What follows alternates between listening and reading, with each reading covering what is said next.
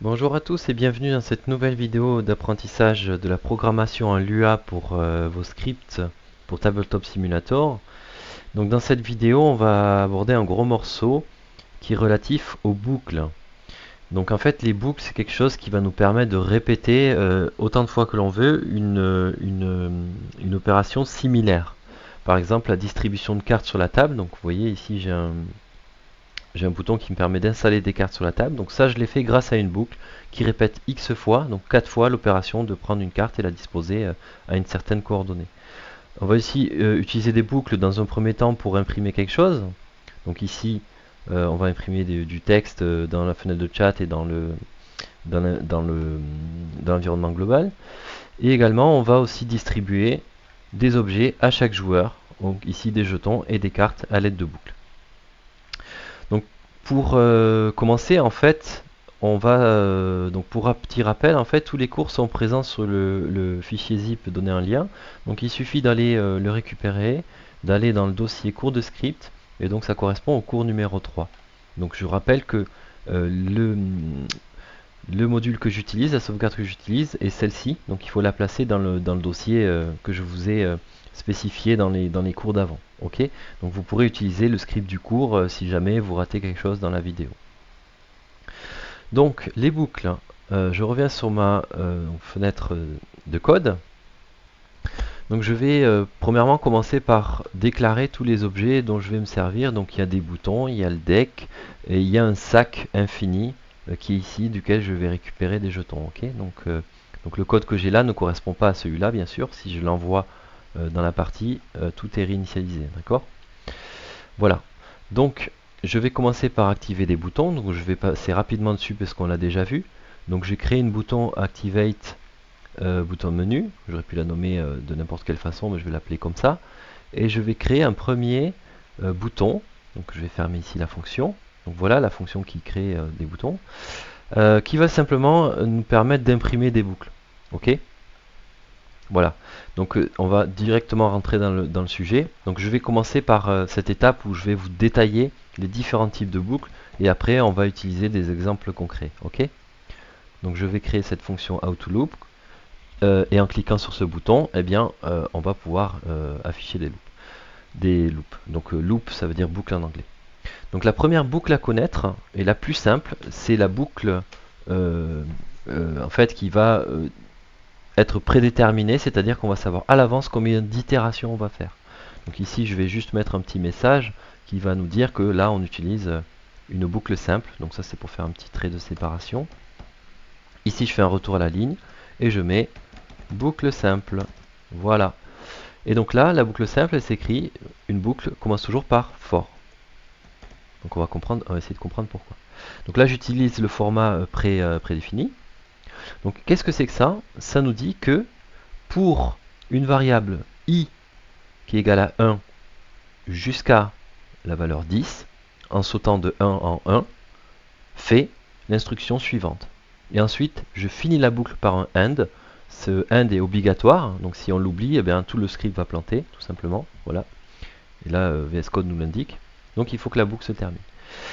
Et donc là, il faut savoir aussi que le pas, c'est-à-dire que là, je vais de 1 en 1, ça veut dire que ça va répéter l'opération 10 fois. Ce pas-là est facultatif.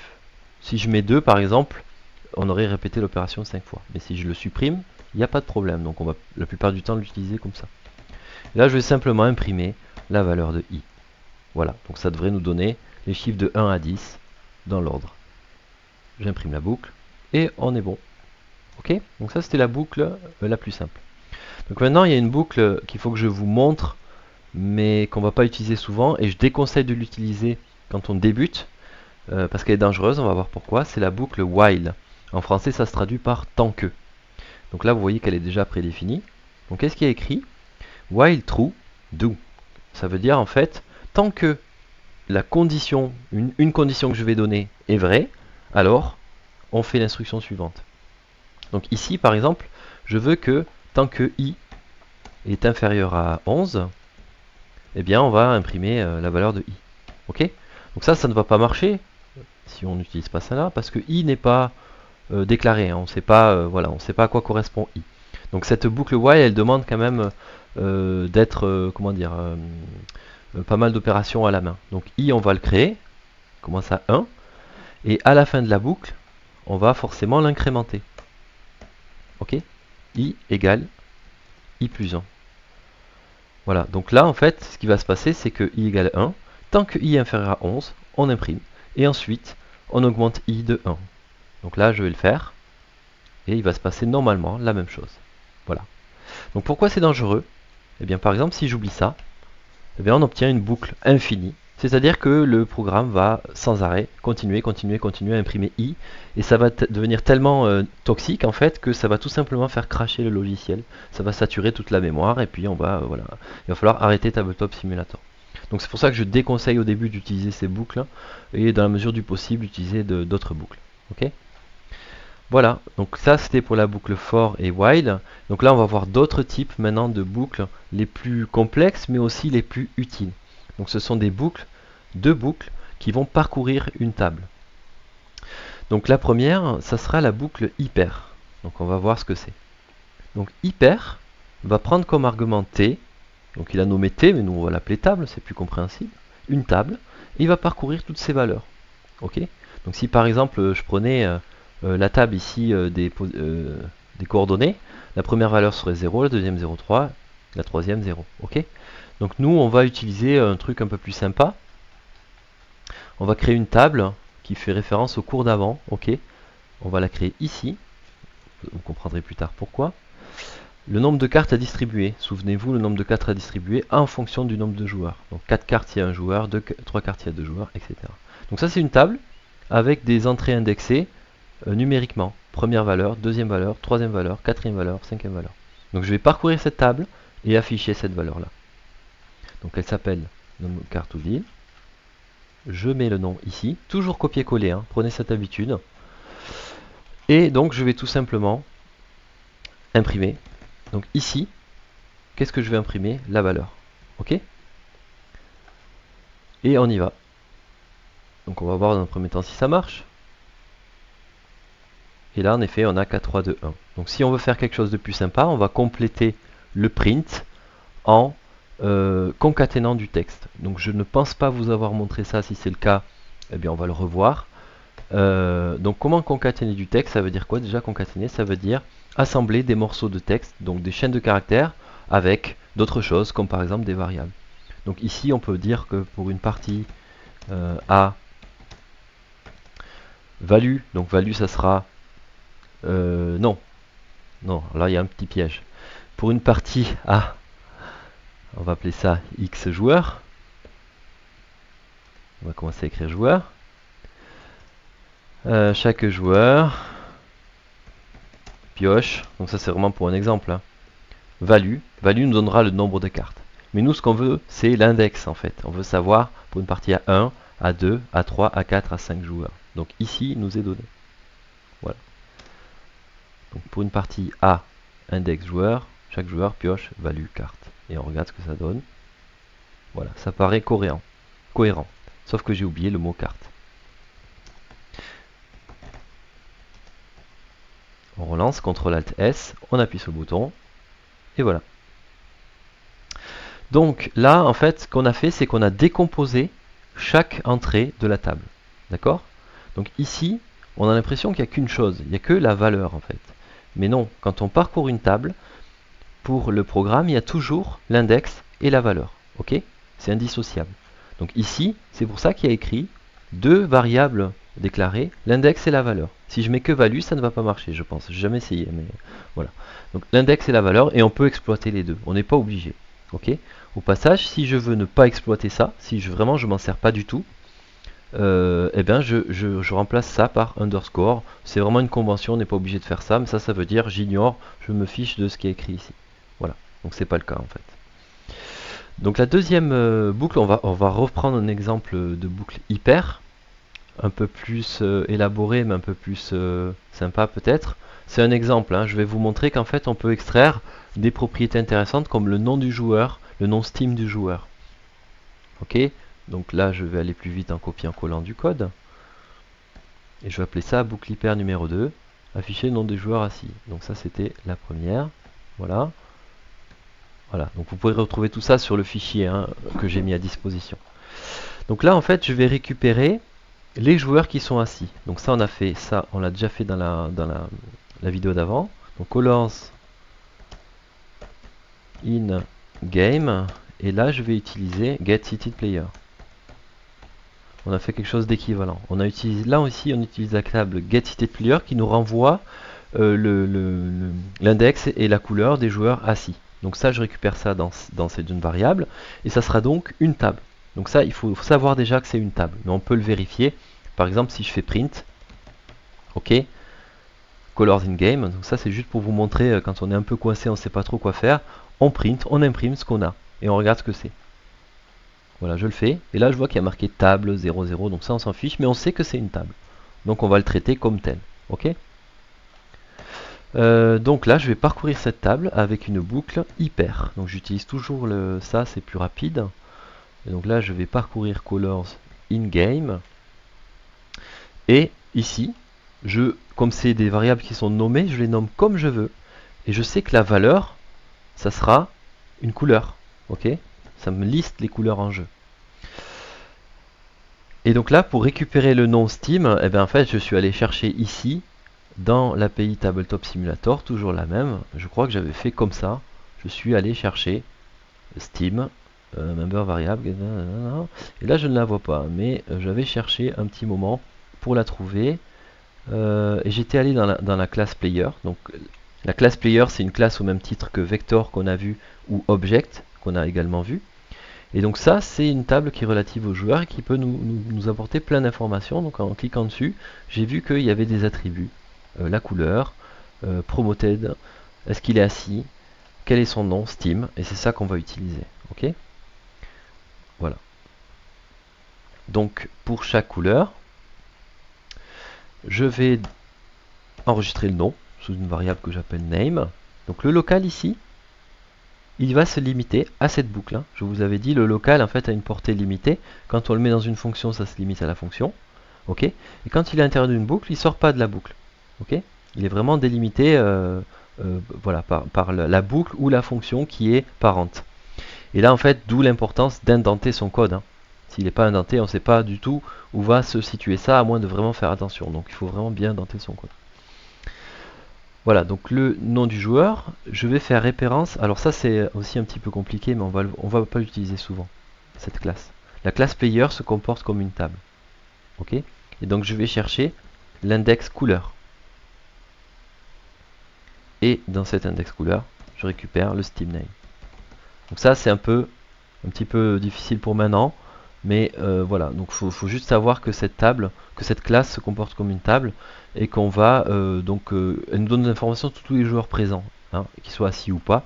Donc là, dans les couleurs qu'on a récupérées parmi les joueurs assis, ok, les couleurs des joueurs assis, on récupère chaque couleur, et là on va chercher l'information du Steam name, ok.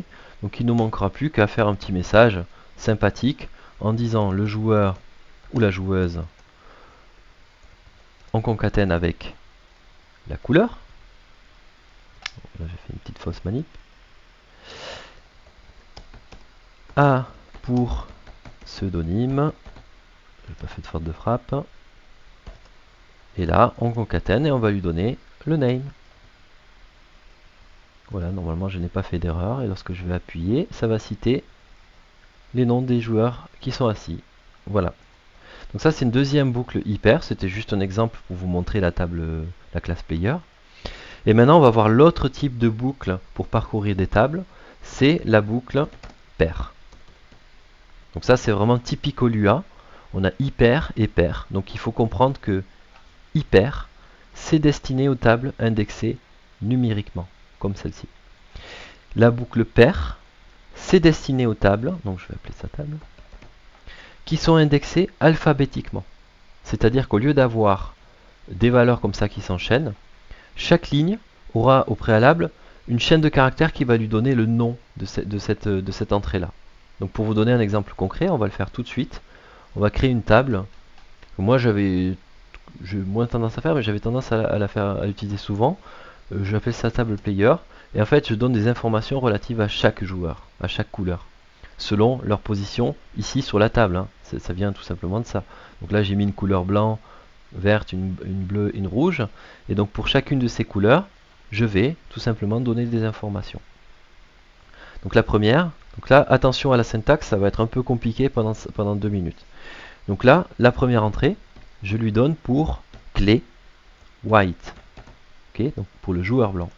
Donc tout ce qui va suivre cette clé, ça sera la valeur associée à la clé.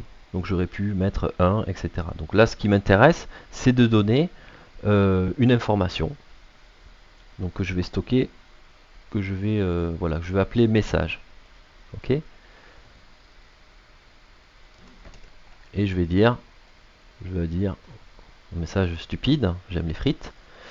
Mais en fait, je voudrais que ça soit contenu dans une table parce que je vais stocker d'autres informations. Donc pour l'instant, on va laisser comme ça. White, il aura ça. La deuxième entrée, ça sera le joueur rouge. Très bien. Et lui, il aura pour message j'aime le pâté, par exemple.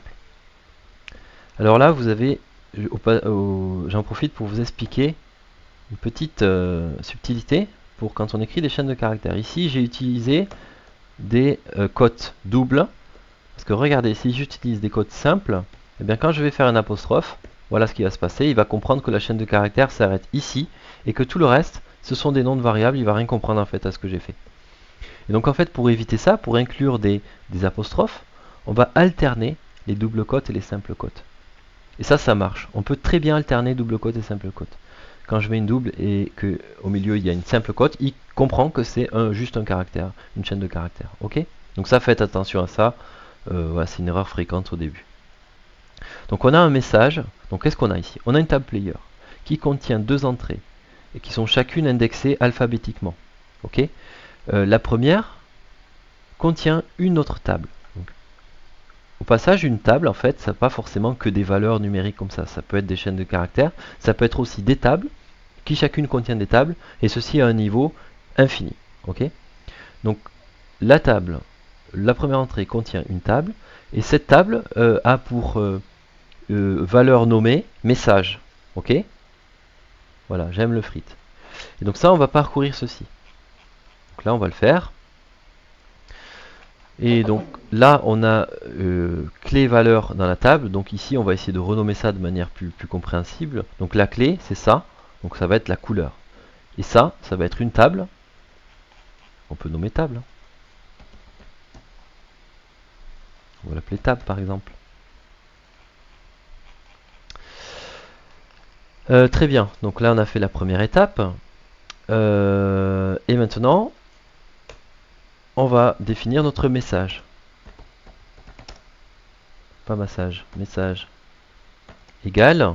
Et là on va extraire le message. Donc ici on va se référencer à tab, ok, puisque on est à ce niveau-là. On a récupéré ça.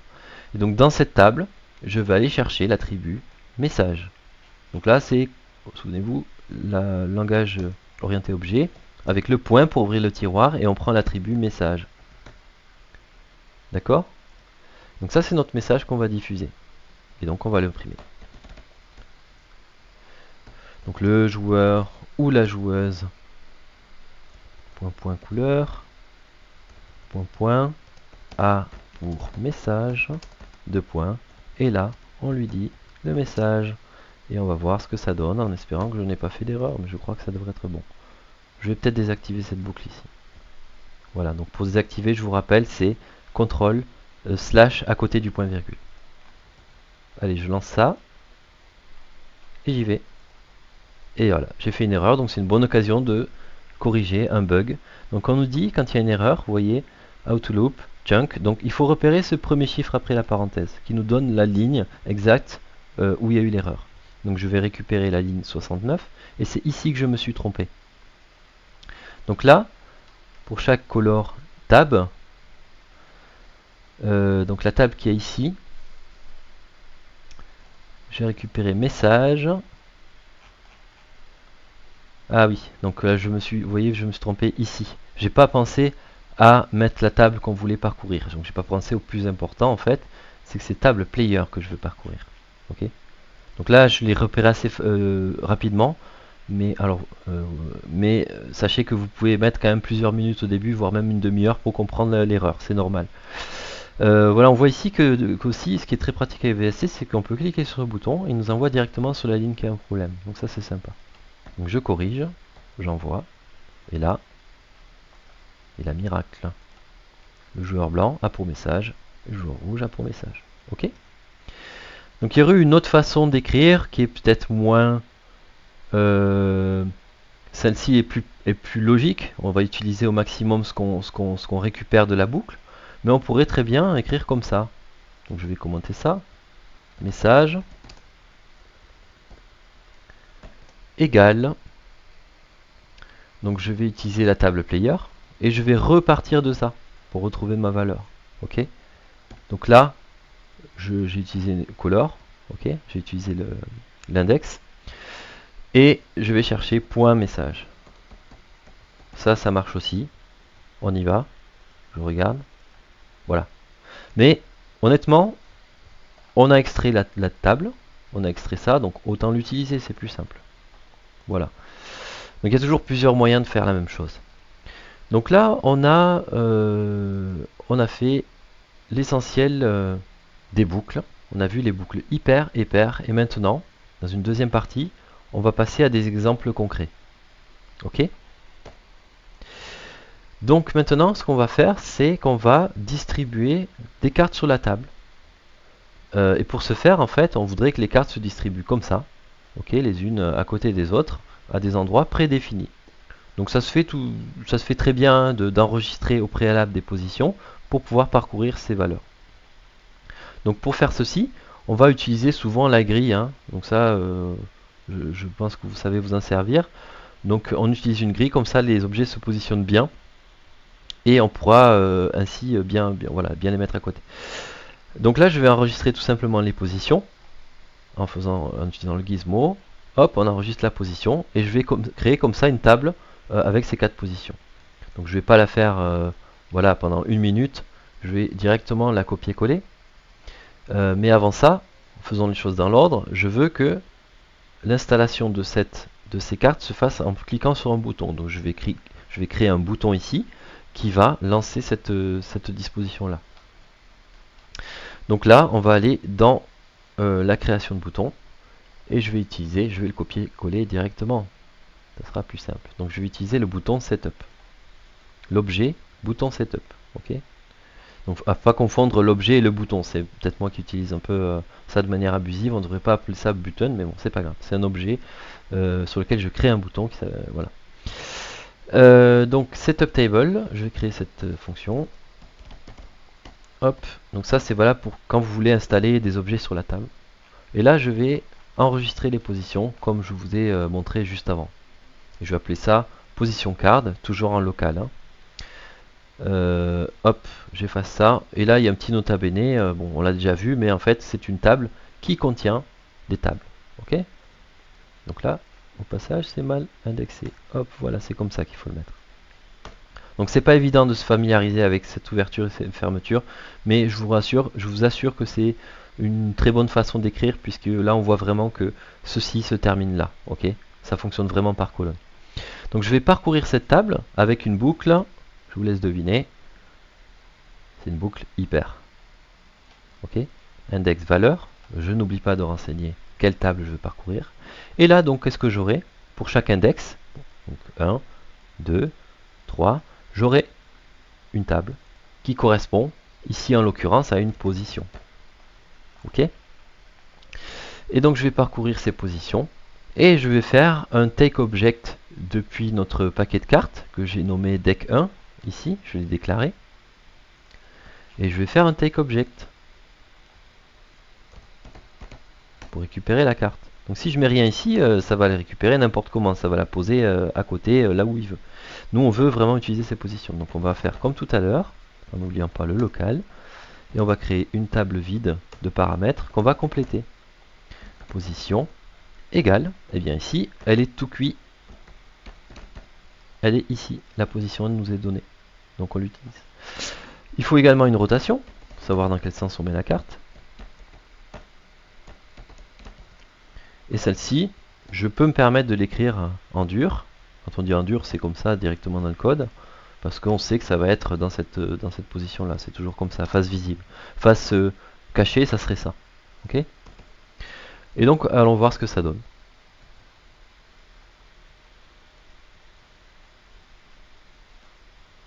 Ça n'a pas marché. Ah, c'est bien, je fais des erreurs ce soir, comme ça on peut les corriger. Alors, position card, elle est ici. Params, position, égale position. Eh bien sûr, j'ai oublié de mettre. Je suis un peu fatigué, c'est le soir. Hein. Allez, on y va. Et voilà, ça marche parfaitement. Donc c'est pas très joli là où je les ai mises. Mais bon, voilà, imaginons que le paquet soit là. Et ça marchera à chaque fois que je vais cliquer dessus. Hein. D'accord? Donc voilà. Voilà en fait une fonction qui va être très utile pour vous et je vous encourage à l'utiliser au maximum pour vos modes, pour essayer de disposer des objets sur la table. Voilà, c'est une très bonne façon de commencer. Enfin, un autre petit truc sympa avec Visual Studio Code, c'est qu'on peut modifier plusieurs endroits du code en même temps. Ici par exemple je voudrais que les cartes se soulèvent un petit peu plutôt qu'aller se ratatiner comme on l'a déjà vu dans une vidéo précédente. Et pour ça je voudrais qu'elles soient toutes positionnées à 2, donc je ne vais pas effacer à chaque fois à réécrire. Donc je vais utiliser avec mon pouce, je vais appuyer la touche Alt et je vais cliquer aux différents endroits du code où je veux intervenir. Ensuite, soit je fais Supr, bon je peux effacer, soit j'appuie sur Shift et les flèches de gauche et droite pour sélectionner comme ça. Là je mets tout simplement 2. Okay. Il y a une autre façon de faire, c'est quand on veut repérer un morceau de texte qui est identique, je surligne et je fais CTRL D. Donc là ça repère le suivant, le suivant, le suivant, je tape 2, et voilà, donc on a un effet un peu plus sympa. Ok. Voilà.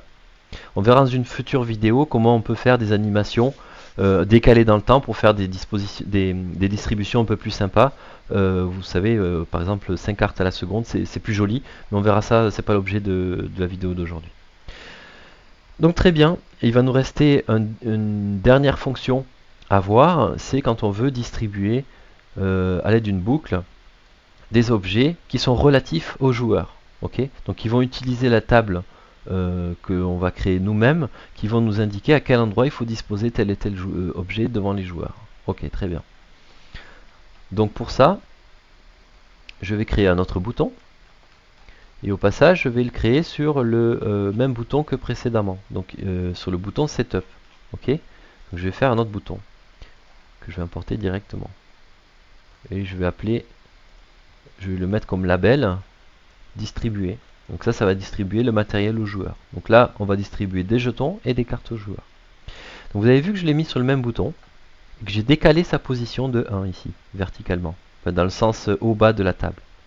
Donc si je lance le script avec CTRL-ALT-S, je vois que les deux boutons sont sur le même objet. Voilà, c'est tout à fait possible. Donc je vais créer cette fonction-là. Voilà. Et là, donc avant d'aborder cette fonction-là, moi je vous conseille de pratiquer un petit peu parce qu'elle est un peu plus compliquée. Mais si vous êtes prêts, on y va.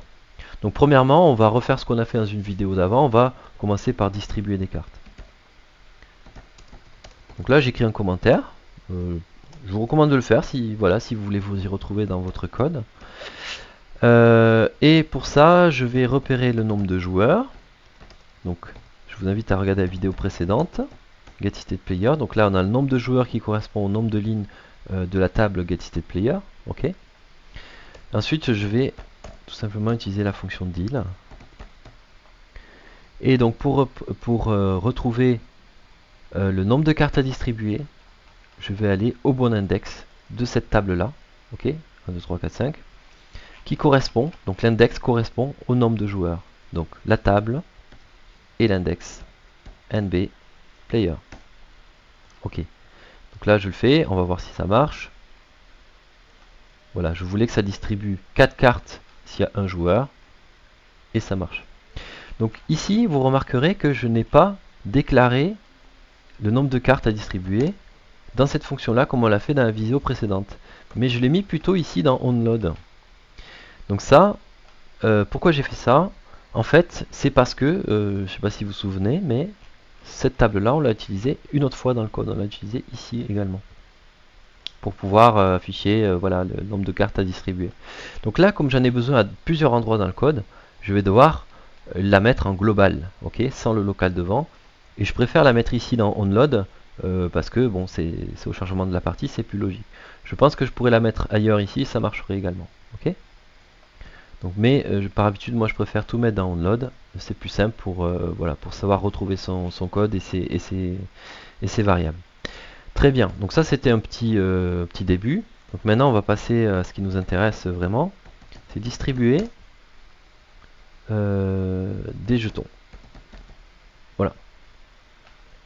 Donc là, ce qu'on veut, c'est déjà distribuer aux joueurs qui sont présents. On ne veut pas que ça distribue aux joueurs qui sont absents et à toutes les tables systématiquement. Donc j'aurais enregistré la position des jetons partout, mais je veux que ça distribue qu'aux joueurs présents. Donc je vais créer une variable que je vais appeler colors in game. Et là, je vais utiliser getSeatedPlayer. Alors si on reprend bien ce que je vous ai dit depuis le début, c'est peut-être pas idéal de réutiliser deux fois la même chose. Donc si on aurait vraiment voulu bien faire, on aurait fait hop, colors in game. Ok. Et ici, je vais utiliser tout simplement le hashtag sur colors in game. Ça évite de calculer deux fois getSeatedPlayer. Ok. Donc là, je reviens à une version plus simple, plus compréhensible au début. Et donc je vais parcourir cette table colors in game. Voilà, donc déjà je peux nommer les choses. Ici, j'aurai la liste des couleurs en jeu, donc chaque index aura une couleur. Ok. Et donc là, une fois que j'ai la liste de ces couleurs en jeu, qu'est-ce que je vais faire? Je vais parcourir les positions que j'aurai enregistrées pour les jetons. Donc là, je vais le faire, je vais le copier et je vais vous expliquer le code, parce que sinon ça va prendre un petit moment, c'est pas le but. Donc voilà cette table, je vais la compléter. Je vais mettre autre chose que message en plus. Voilà, donc là je l'ai un petit peu éclaté pour pouvoir mieux la lire. Donc j'ai la table player qui a des entrées avec des index alphabétiques qui correspondent à chaque couleur de joueur. Dans chaque entrée, j'ai mis une table. Ok. Donc chaque couleur se voit attribuer une table. Dans cette table, il y a plusieurs choses. Donc il y a un attribut, une propriété que j'appelle message. La deuxième propriété, c'est la liste de position des jetons. Donc c'est ça qui nous intéresse. Et donc ça nous donne une table avec des positions. Et ensuite, il y a une troisième propriété qui sera la rotation des choses que je vais distribuer aux joueurs, des jetons. Et pourquoi c'est important? Parce que les joueurs qui seront situés sur le côté, ben, on ne veut pas que ça soit dans le même sens que ceux-là. On veut que ça soit adapté à leur plateau, etc. Donc on fait avec des jetons, mais on peut imaginer qu'on fait ça avec des cartes, ou etc., des figurines. Ok, donc là, j'espère que vous avez bien compris cette table-là. Elle est un petit peu compliquée, mais au moins elle vous montre tous les exemples possibles. Et maintenant, je vais parcourir, donc pour chaque couleur, cette entrée-là. Donc, alors je reviens dessus une dernière fois, je suis désolé, c'est pour bien vous expliquer. Donc ce qu'on veut, nous, c'est parcourir ceci. On veut parcourir chaque valeur de cette table avec les accolades bleues là. Donc il va falloir qu'on atteigne ça. Donc table player, couleur, point, position token. Ok. La propriété position token de cette table là. Allez, c'est parti. Donc là j'écris for. Donc on va faire une deuxième boucle qui va parcourir donc c'est là que ça va être un peu compliqué, qui va parcourir donc la table player, les couleurs, donc chaque couleur qu'on a commencé à définir ici, et point position token. Voilà, donc là on atteint, je vous l'ai dit, on atteint ceci. Voilà, donc maintenant c'est facile. Donc pour chaque ici, qu'est-ce que ça va être? Ça va être une position. Donc c'est important de nommer. Eh bien on va refaire un take object comme d'habitude. C'est toujours les mêmes choses qui reviennent. Donc on le fait sur le deck Non, c'est pas le deck. Ici, on va utiliser ce petit sac infini là, que j'ai nommé, je crois, bag quelque chose, bag token. Voilà, bag token. Et on revient à la fin. Donc je vais faire bag token.takeObject. Et donc là, je vais y mettre des params que je vais définir maintenant. Donc c'est une table vide. Oups. Voilà. Je vais la peupler. Position égale, donc elle est donnée ici. Et ensuite, params.rotation égale. Donc là, on va pas l'écrire en dur comme tout à l'heure, on va se référer à ça. Ok.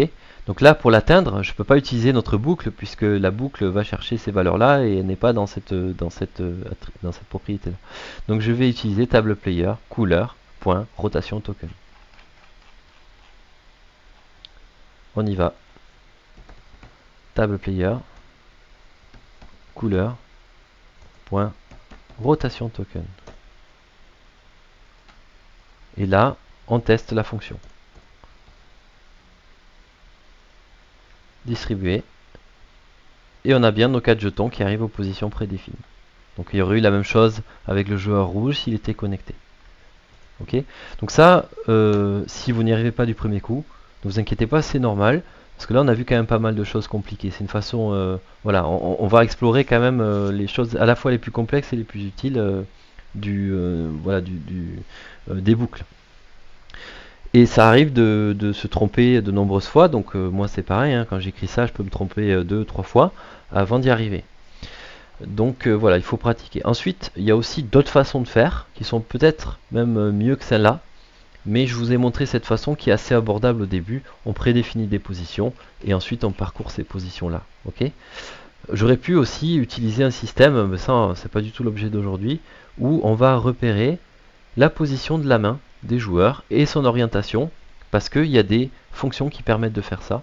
Et ensuite, à l'aide de ça, on va faire un petit décalage grâce à Vector, ok, de tant de degrés, etc. Mais en plus, il faudrait utiliser des cosinus, des sinus pour pouvoir arriver à trouver ces positions-là. Donc là, c'est un petit enfer qu'on va s'épargner tout simplement en enregistrant les positions au préalable. Voilà, des fois, il ne faut pas aller chercher non plus trop loin pour faire quelque chose de simple. Quand c'est abordable, quand il y a quelques positions à écrire, voilà, ça prend 5 minutes et il vaut mieux faire ça que se prendre la tête une demi-journée. Donc voilà, j'espère que ce cours vous a plu. Donc on a vu un gros morceau important. La prochaine fois, on va regarder les tests de conditions if qui vont nous permettre, avec des boucles plus tard, de faire à peu près tout ce qu'on veut. C'est-à-dire qu'on va boucler sur des positions, sur voilà, des joueurs comme on l'a fait aujourd'hui. Et à chaque fois, on va tester des choses. Si telle condition est vérifiée, alors on fait ça. Sinon, on fait ça. Et donc là, en gros, une fois que vous aurez compris ça et que vous commencerez à le maîtriser, ben, le monde de la programmation et du scripting s'offrira à vous parce que vous pourrez faire plein de choses. Donc je vous donne rendez-vous dans une prochaine vidéo et puis je vous dis à bientôt.